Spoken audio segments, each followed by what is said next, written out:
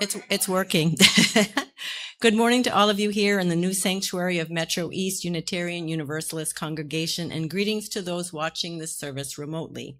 This is a welcoming religious community, and we are so glad you are here.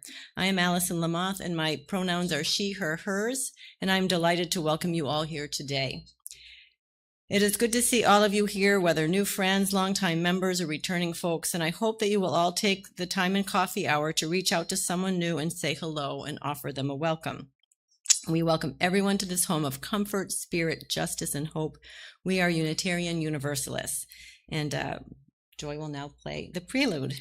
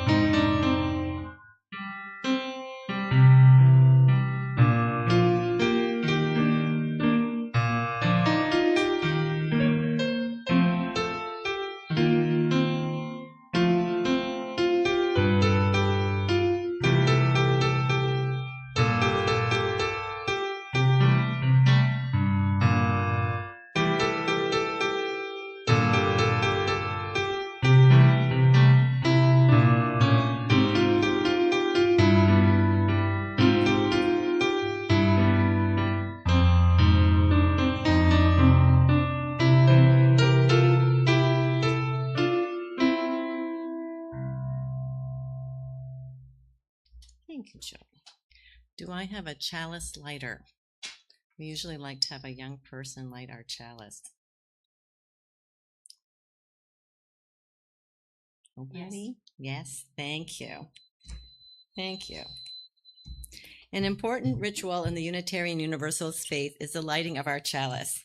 Unitarian Universalists have many different interpretations of the flaming chalice, including the light of reason, the warmth of community, and the flame of hope.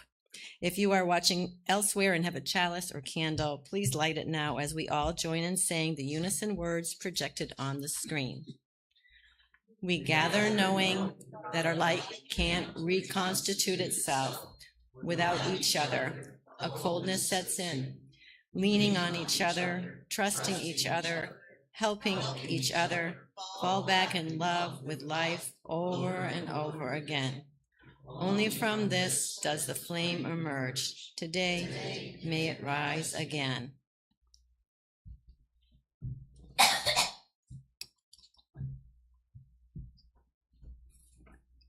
Good morning. I'm your ministerial fellow, and will you please, Eden is my name,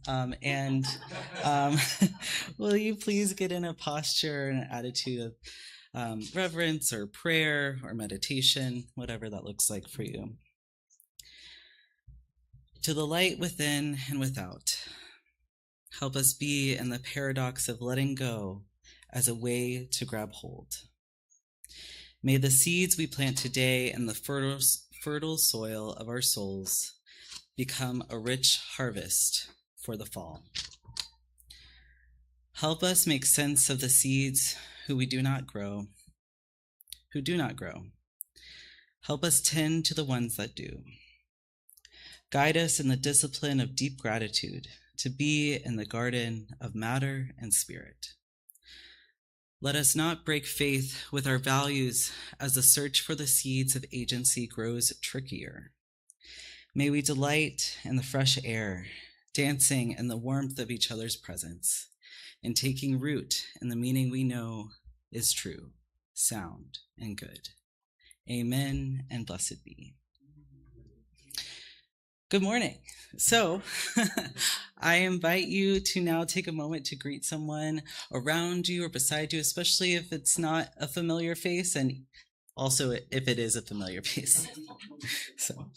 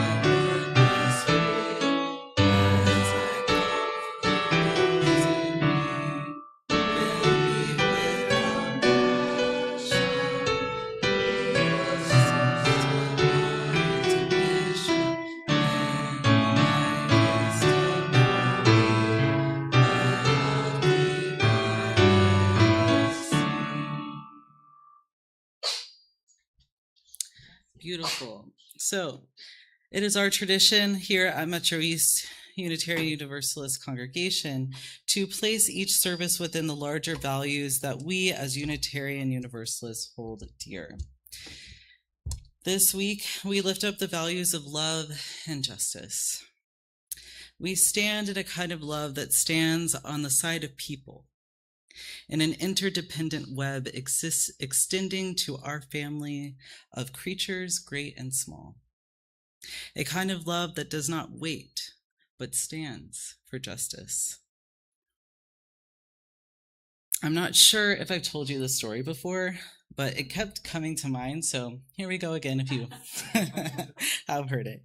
But it helps bring clarity to the work of justice, especially in these times. So the story goes, in a village, the people gathered together at a shared table when they noticed a child drowning in the river. Everyone stopped as one person swam to get the child. Then they noticed another and another. The entire village banded together to get the children out of the raging river. Then 2 of the villagers stopped and started walking up the river. The rest of the villagers were outraged. "What are you doing?" shouting as they went, and saying that they didn't care about the children.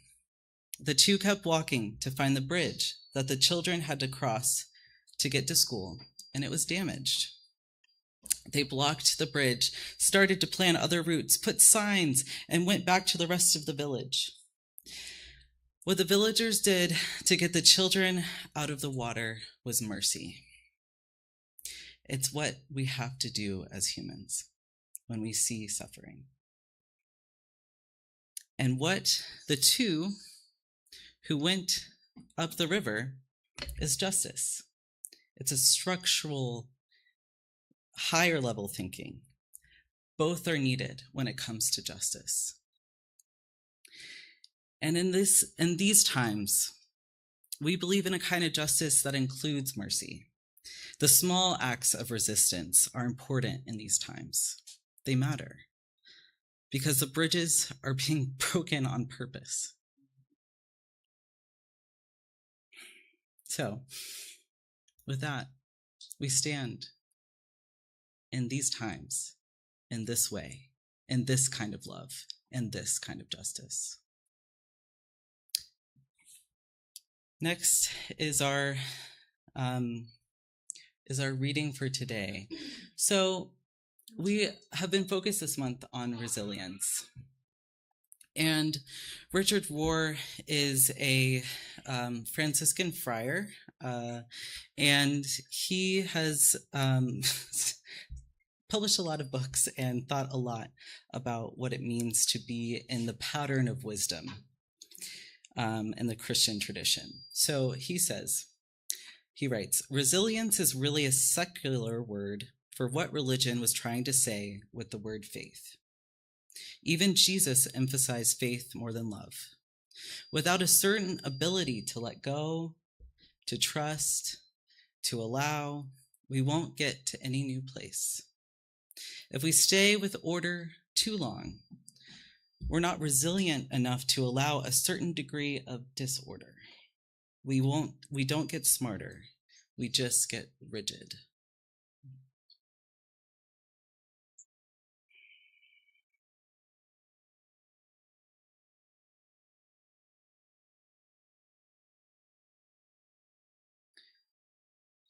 So as we do not hold our own rigidity by ourselves in this space, we take time to share our expression of joys and sorrows, concerns.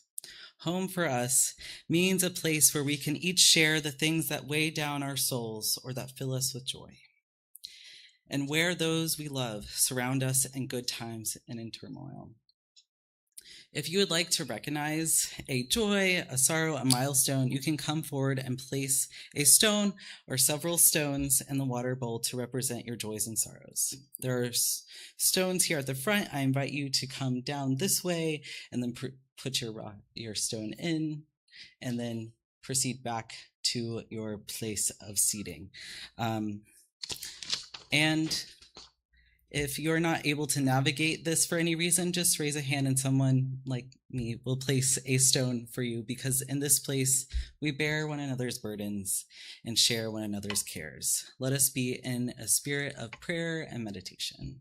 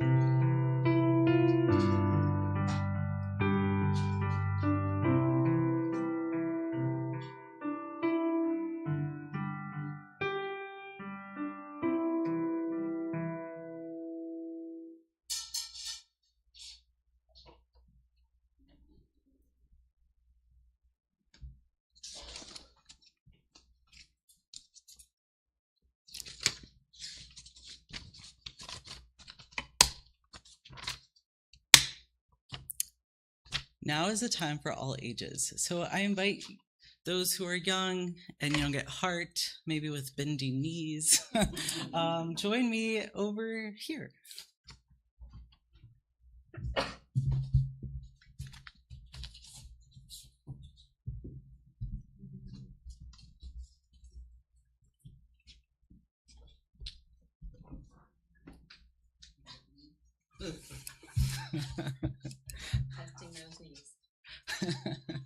So this week we are continuing to talk about resilience. Does anyone know what that means?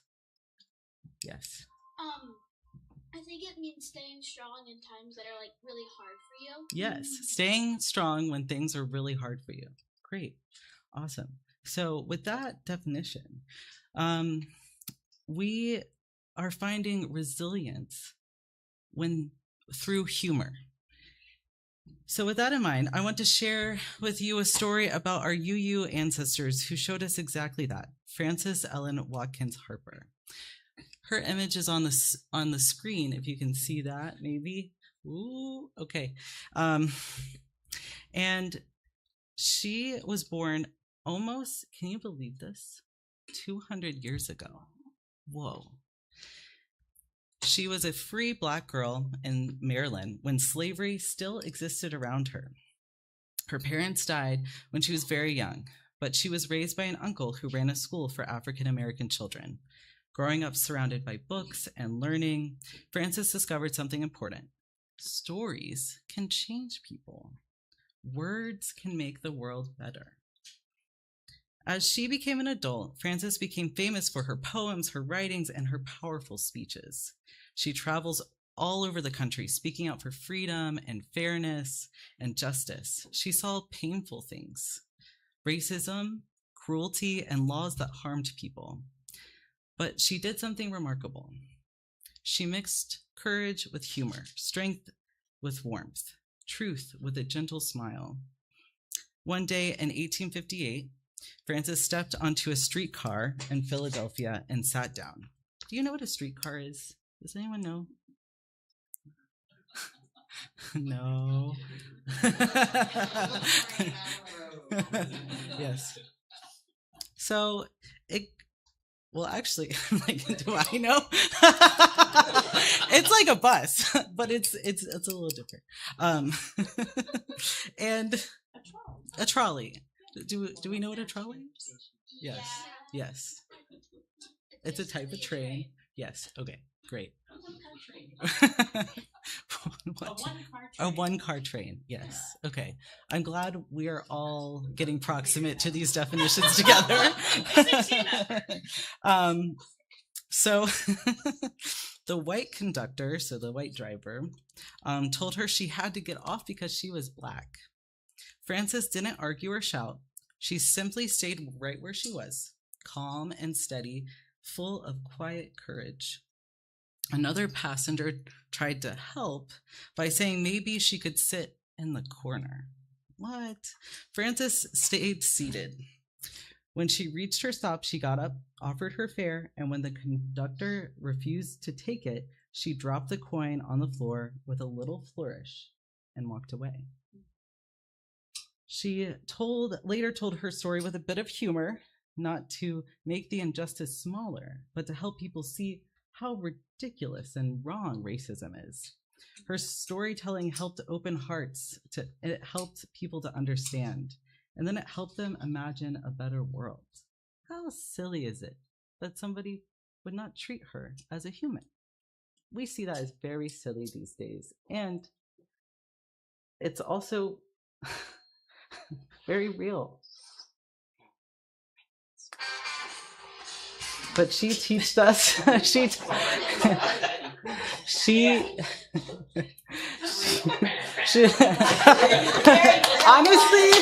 I love this chorus of many voices.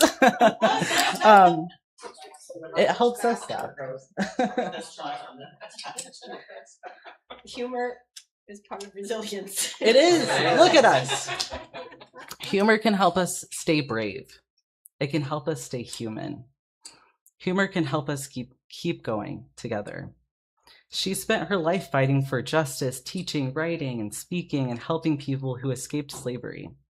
But through all of it, she didn't lose her warmth, her wit, or her belief that laughter could bring people together. Frances Ellen Watkins Harper shows us that humor isn't about ignoring problems.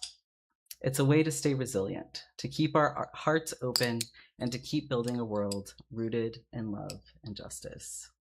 What I love about this story is it reminds us that humor can help us survive hard times, and we can use it, like Frances, to stay hopeful and connected with others. Keep going, even when life gets difficult.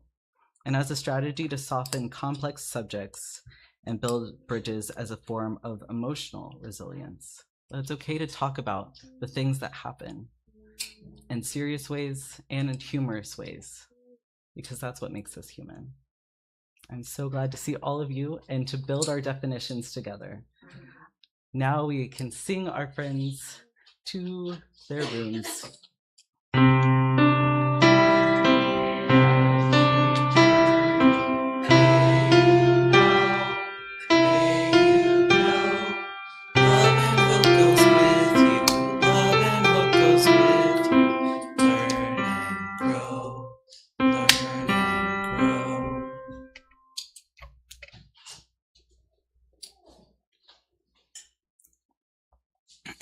Next, we have our hymn, Faith Begins by Letting Go, projected on the screen.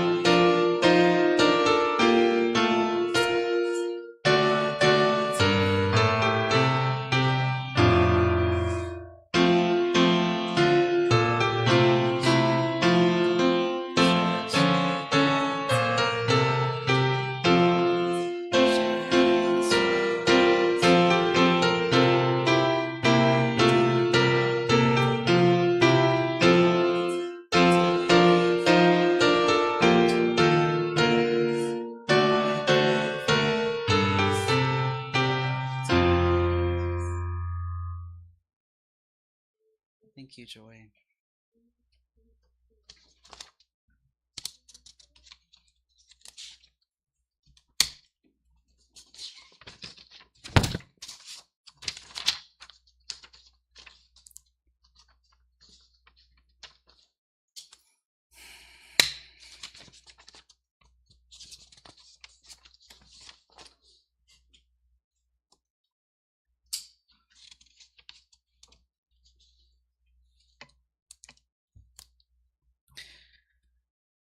Who here is working or has ever worked in customer service?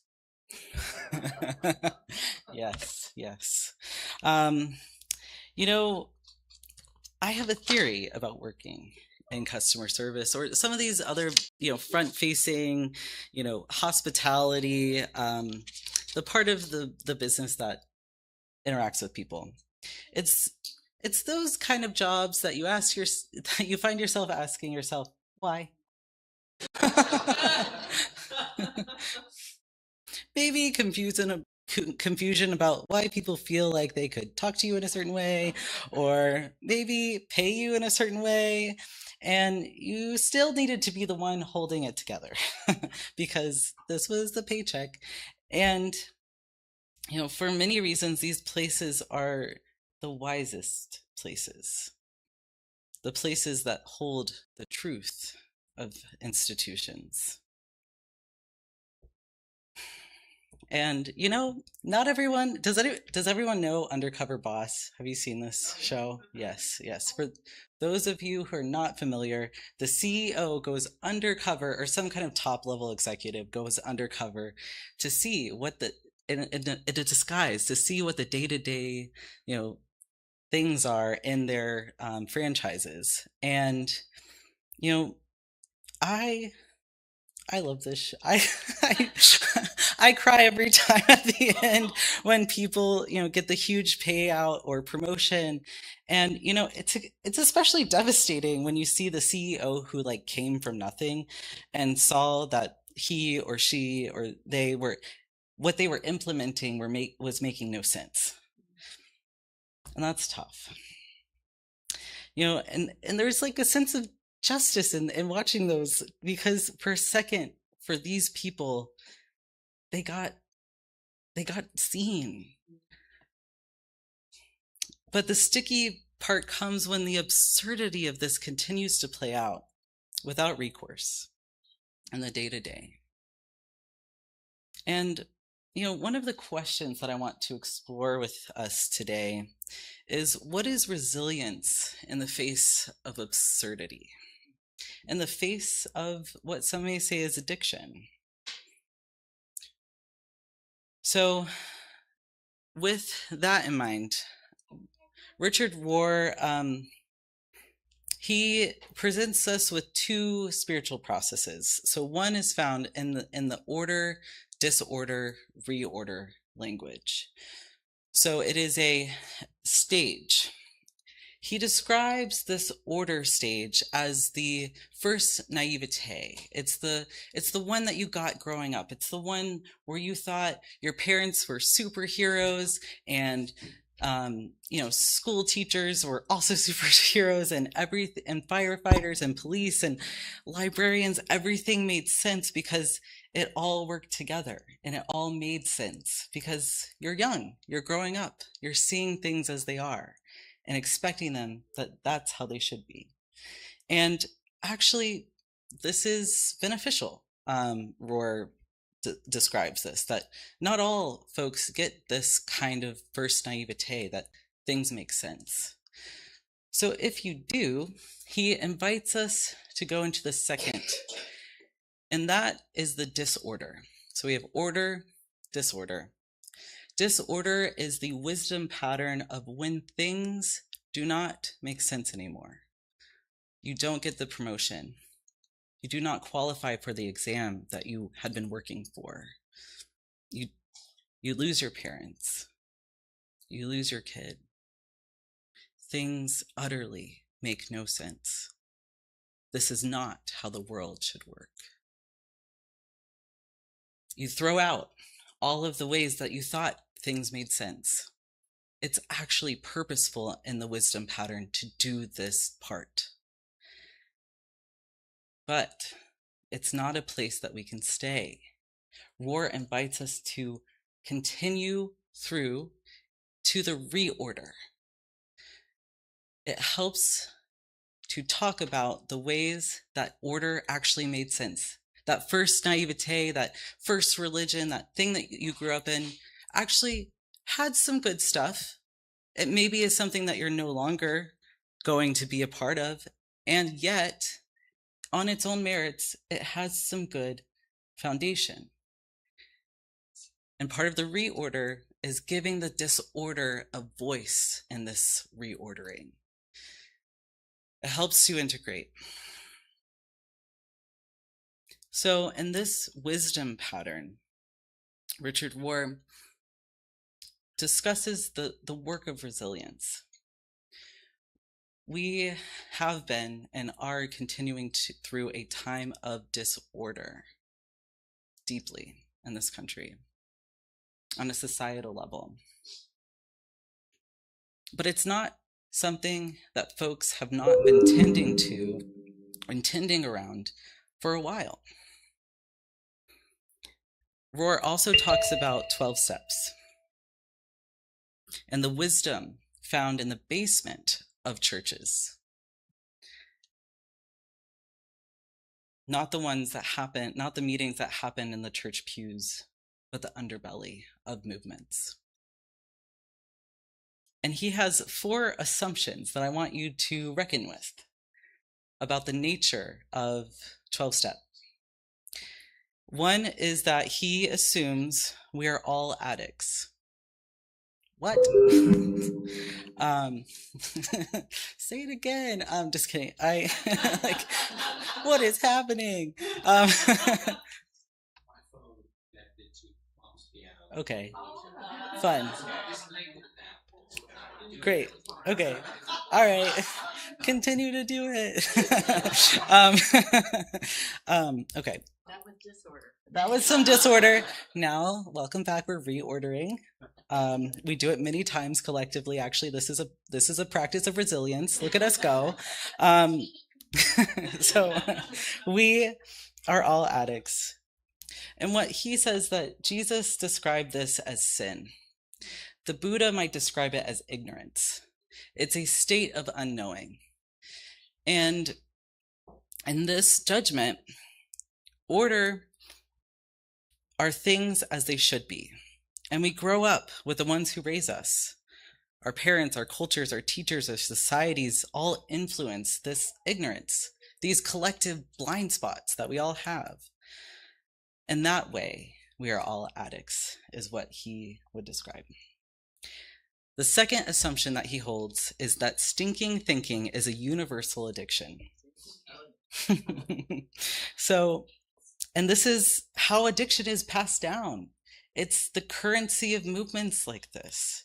It is the way that we believe is important. And it's important to tend to these things that we believe as a community so that we can all face the things that we are not willing to see because we need to see it together. This stinking thinking is the way that we are making sense. It's the way we are buying into what America tells about itself and has been, what our church community tells about itself and has been, what our family tells about it and has been, right? It's things that are deeper, that go on beyond us, and yet we are a part of it. In The Body Keeps the Score, does anyone know this book? Yes, maybe. It is about how basically the study of trauma. And in The Body Keeps the Score, it is written, the worst lies are the ones we tell to and about ourselves. Because that is where everything else is built. The third assumption, all societies are addicted to themselves and create a codependency on them. Instead of building infrastructure, our economy has created a deep codependency on war, on the employment, on the building. This has been true for a while now, and we are living the wisdom of that, as within, so without, as without, so within.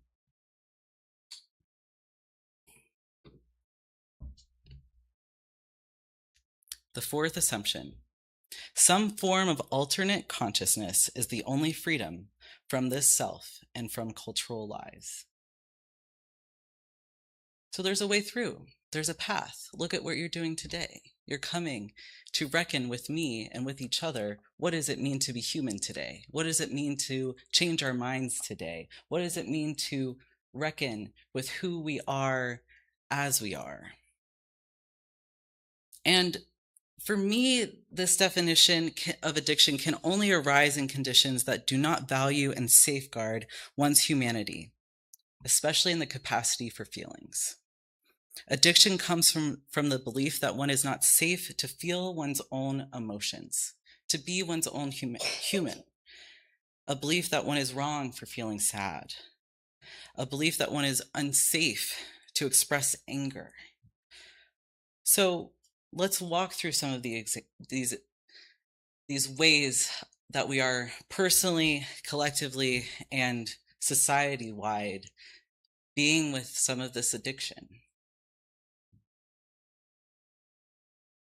About 6 months ago, I got out of a 6-year relationship. And in the last 6 months, it's interesting to me to understand the things that I told myself that was true about a relationship that did not come to pass, that was not true. And this is, some of the invitation about the relationships we all have, whether that's with our parents, with our family, these individual kinds of stinking thinking. And stinking thinking creates these conditions of addiction. And one of these beliefs that played for me, and I wonder how it plays for you, is if I love this person the way I want to be loved, then one day they will love me in the ways I need to be loved. This is the root of codependency. I am not alone. So some have walked and reordered their paths. This is the story of codependency. The years I spent waiting for this to be true, but I couldn't see this lie that I told myself until I was ready to allow myself to be true. That's simply how things work. And the same could be said for me and his view. We're not here to do that, but I'm human. We're human. So, and I want you to here's how addiction, here's how it arises in minimizing. It's not that big of a deal. It doesn't matter. It doesn't bother me. It's fine this way. Oh, this is how we've always done it. So that's just how we should do it. Perfectionism. If it's not done right, it's not worth doing. I can't trust anyone else to do it. If you want it done right, you know what they say, you got to do it yourself. No interdependency there. The amount I can do just isn't enough, and I have to wait until the right time comes along so I can completely do it. There's no good enough, or as we've been talking about, next elegant step. The next is catastrophizing. If it doesn't happen right now, then it was all for nothing. There is simply nothing to hope in. It's all going to collapse anyways, so why try? It's all my fault. I should have never done that. And the last that I'll touch on is all or nothing thinking. If they do not respect my boundaries, then I'm cutting them off. They are not worthy of attention if they are going to act that way.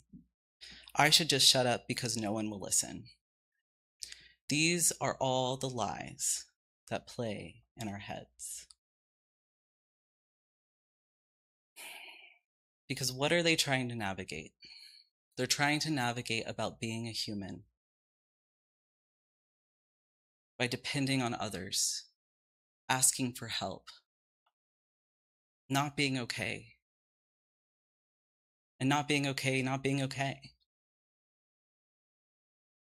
So when we know this for ourselves and how this shows up for ourselves, we can start to see it in our communities. Before I moved here, I was in Boston at a big steeple church, and I was serving as a janitor. I'm not sure if I've said this before, but what I know about working in the service industry is a janitor knows everything. They know the lies that you're telling about yourselves. Yes, and they are paid to. And that's part of keeping employment. And what I saw that was beautiful is how much this community loved to celebrate. to be themselves as a church, to celebrate life, to celebrate death, to celebrate marriage, to celebrate pride. And I also saw when I walked in and the floors had decided to, it's Boston. It's all built on a bay. So it's not so it's it's not so level. Sometimes you just walk in and it is a lot less level than it was in the fellowship hall. And that happens. Back bay? Yes. It was a bay. Does everyone know this? They took a mountain and put the dirt, this is an off side, but they put the dirt into the bay to make Boston. Okay. Anyways, it's crazy. So whoever had that idea and got people to buy into it, fascinating. What? And I also saw the ways that they denied that this ever happened. That I should continue to sweep and mop just as I had been. Because the deeper thing was they couldn't afford to fix it.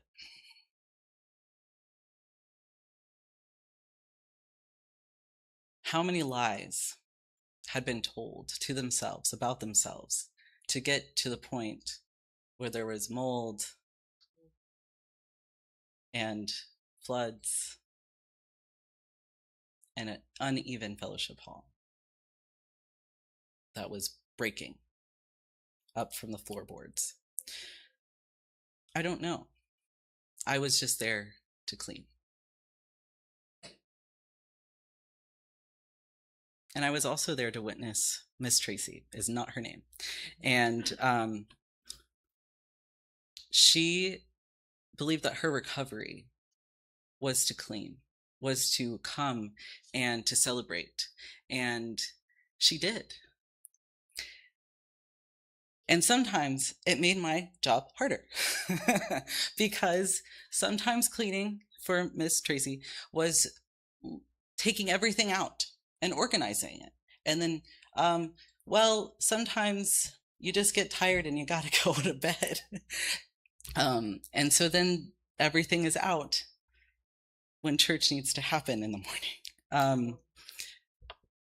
And that's okay, because this was the kind of community that knew that Miss Tracy was working her program in however way that she was working.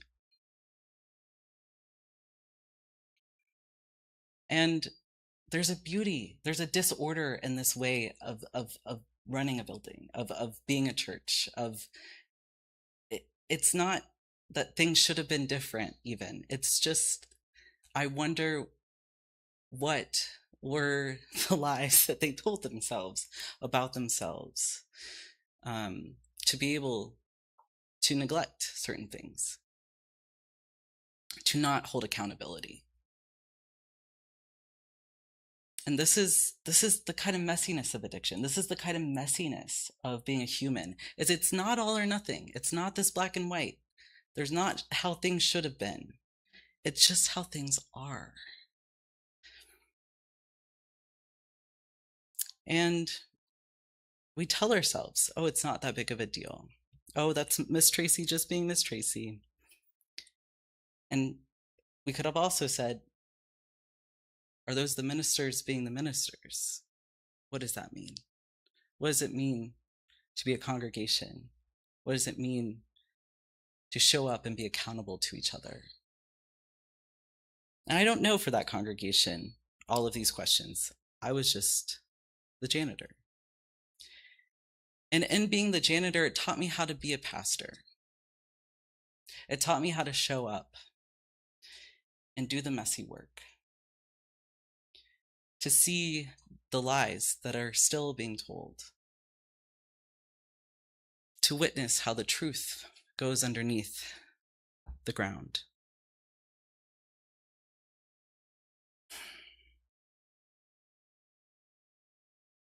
And that's okay. That's part of it. The next part is on a societal level. Is how we come together to talk about what is disorderly, what is not right.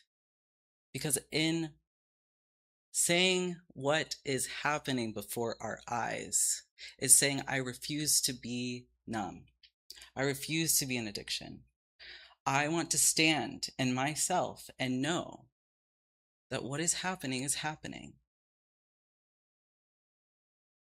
And I want others with me to know that what is happening is happening.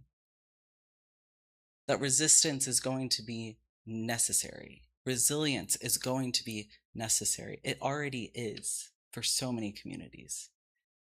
It is learning how to do it together. It is learning how to tell the truth and to hold each other accountable when others are not, when others refuse. It is feeling those spaces that we can have agency, spaces that we use each other's pronouns, spaces that we talk about injustice, about racism, about war, about oppression, because they matter, because we are here. We're not somewhere else. This is where we live. So how do we do this? We come back to the societal level, to the communal level, to each other, and speak these truths. I see you. I know you. I'm going to show up for you. No matter what happens, I'm coming to visit. I'm going to bring your food. I'm going to make sure you're not alone. That is being human. That is being our truest selves. And witnessing each other doing that is the work. So what do we make of ourselves in the midst of chaos? I hope that it's not too much. Don't be too hard on yourself. It's okay to be in the unknowing of the disorder, because reorder will come. We are already on the cusp of doing that. We have been. This is about our movement that's been going on long before us. When we see the wound, we can heal it. When we know where we are on the wisdom pattern and the characteristics of denial and clarity and willingness, these spiritual processes allow themselves to work and to find meaning and agency in our lives. We can find paths that are meaningful to take, even if we're not sure how they'll turn out. When we know where we stand with clarity, we know we have the resources to act. We know that acting matters.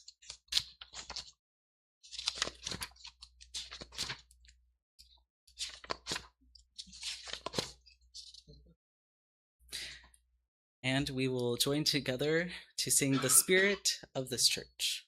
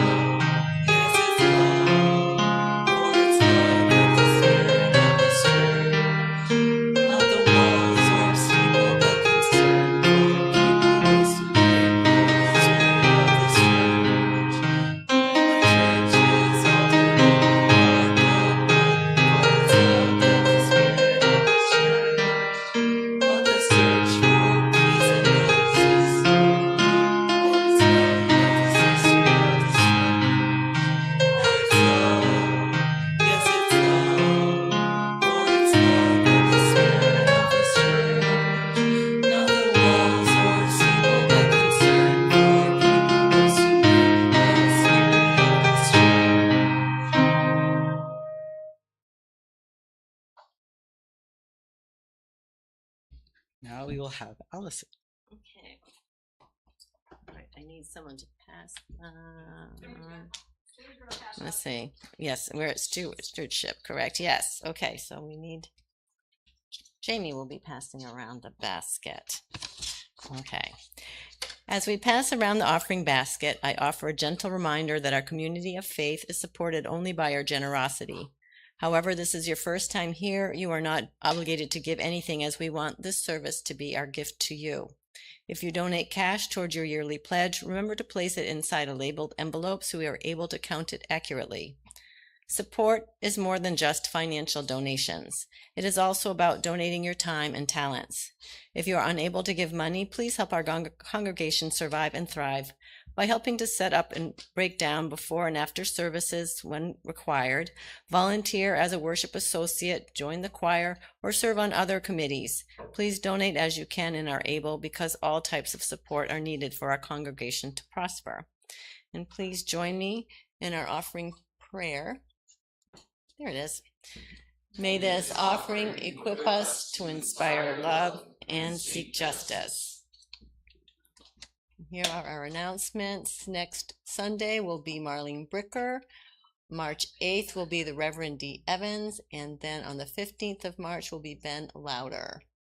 And today we do have to break down all. Boo-hoo. Did I miss one? Today after church, we are invited to visit the New Song Fellowship in downtown Edwardsville. We'll be touring the building and meeting with Pastor Dave. We have a potluck and need to break down before we leave, so we have a busy day. Okay, and before we go to our potluck, we'd like you to sit here for a few minutes so we can talk a little bit about our visit. Okay, but before we do that, I'm going to just talk about the 2026-2027 pledge drive.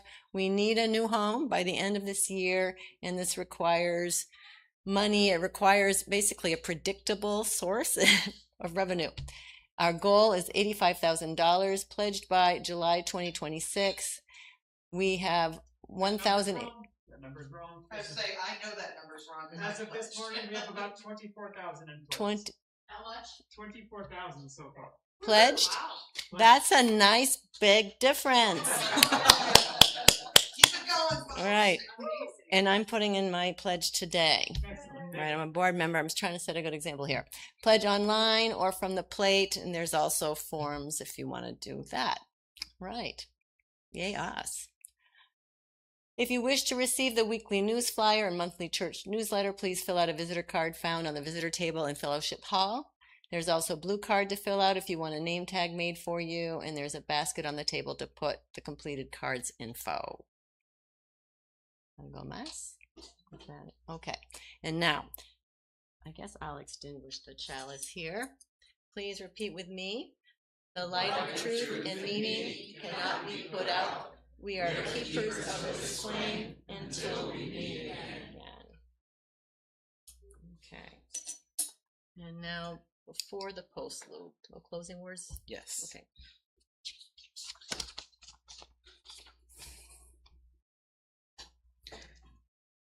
Okay. And also as a note for PowerPoint, leave it on the postlude, not the other slide that I tried to. Okay. Anyways, as we close, know you are not in this alone.